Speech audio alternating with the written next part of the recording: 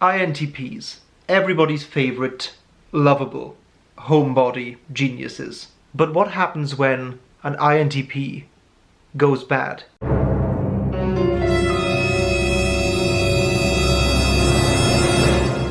So I see this strange thing happen with personality types, and to an extent with people in general. The way they want to approach the world gets ironically undermined by how unbalanced the approach is. Because INTPs have introverted thinking as their top function and extroverted feeling as their inferior function, they tend to devalue and disrespect emotionality. INTPs want people to act logically, but that actually isn't a logical expectation of people. People are disproportionately driven by emotions and irrational impulses. This is an irony that happens in many situations with all of the personality types. ENTPs and ENFPs generate astonishing ideas, yet devalue the small details that take an idea from its conception to its implementation. ENTJs and ESTJs can sometimes struggle to lead people because they don't really respect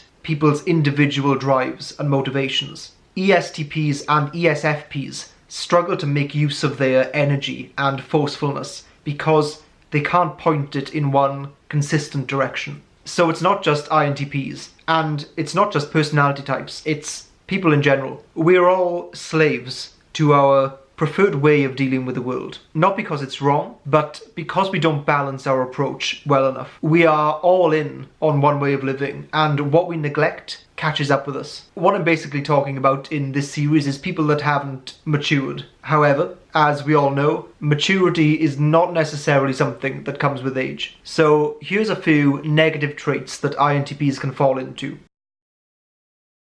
If they're not careful, INTPs can become very stuck in their ways. They can think that they're the only person who has thought through things in the right way, and having introverted sensing as your third function can make you quite rigid and unmovable. This is bad in many ways, not least because it can result in a person being perfectionistic. And when you're trying to achieve something in the real world, putting productivity ahead of perfectionism is usually the best move.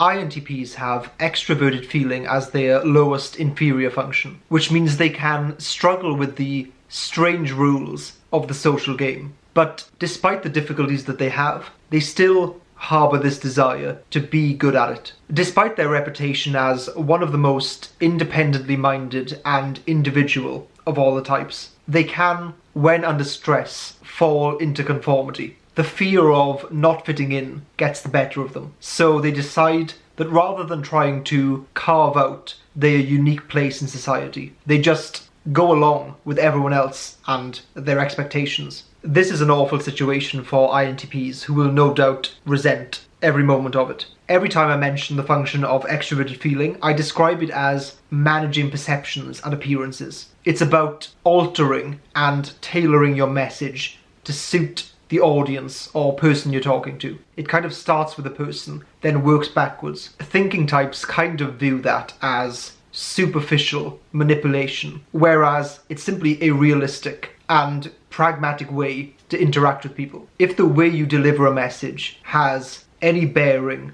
on whether that message is received well, then it has to be something you think about quite a lot. The obvious misuse would be when someone has a terrible message or dangerous message, yet has all of the charm and charisma to deliver it and get people to listen.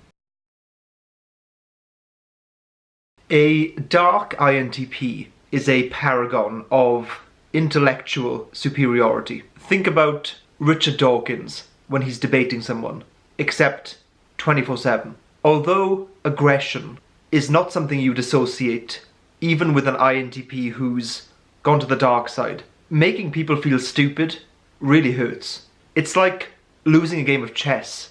You feel outwitted. I'd almost rather be punched in the face than be outsmarted. So dark INTPs can certainly do damage.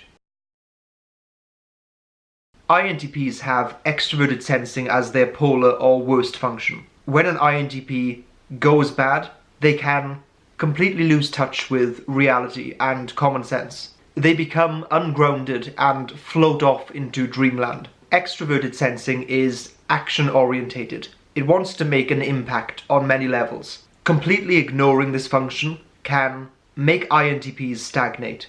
INTPs might find themselves looking at other people's lives and wondering how all these things are happening to them, when, for them, it takes a mammoth effort just to leave the house. Of all the dangers that INTPs are susceptible to, being reclusive or isolated is probably the most dangerous. So many of the fun experiences in life come from just putting yourself out there and letting life push you around.